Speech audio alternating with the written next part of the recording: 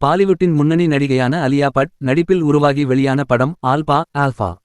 Yash Raj films YRF தயாரிப்பில் அறிமுக இயக்குனர் ஷிவ் ரவெல் இயக்கியுள்ள இந்த படம் ஏற்கனவே YRF ஸ்பை யூனிவர்ஸின் முதல் பெண் கதாபாத்திரத்தை மையமாக கொண்ட ஆக்ஷன் படமாக உருவாகியிருந்ததால் ரசிகர்கள் மத்தியில் மிகப்பெரிய எதிர்பார்ப்பை ஏற்படுத்தியது. ஆனால் படம் எதிர்பார்த்ததைப் போல பெரிய அளவில் பாக்ஸ் ஆபீஸில் கிளிக் ஆகவில்லை என்ற தகவல் தான் பாலிவுட் முழுவதும் தற்போது பரபரப்பாக பேசப்படும் தகவலாக உள்ளது.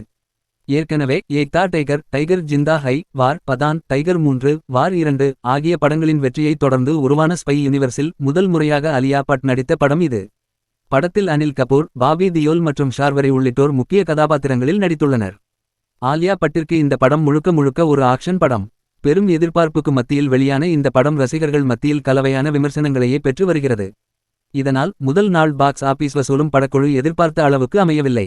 சாக்னில்க் வலைதளத்தில் வெளியிட்டுள்ள ஆரம்பகட்ட தகவலின்படி ஆல்பா திரைப்படம் இந்தியாவில் முதல் நாளில் சுமார் 9 கோடி ரூபாய் மட்டுமே வசூலித்துள்ளது. படம் முதல் நாள் வசூலில் டபுள் டிஜிட் அளவுக்கு கூட கோடிகளில் வசூலிக்காதது பெரும் பேசு பொருளாக மாறியுள்ளது. படத்தின் வெளியீட்டுக்கு முன்பே இந்த கதாபாத்திரம் குறித்து அலியா பட் மிகுந்த உற்சாகத்துடன் பேசியிருந்தார். எனது சினிமா வாழ்க்கையில் மிகவும் ரசித்து நடித்த படங்களில் ஆல்பாவும் ஒன்று. ஆக்ஷன் உலகில் நுழைந்தது எனக்கு புதிய அனுபவமாக இருந்தது.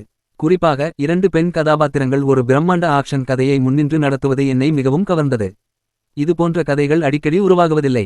இந்த படம் ஒரு முழுமையான ஆக்ஷன் கொண்டாட்டம் என்று அவர் தெரிவித்திருந்தார் என்பது பலரது கவனத்தை ஈர்த்துள்ளது.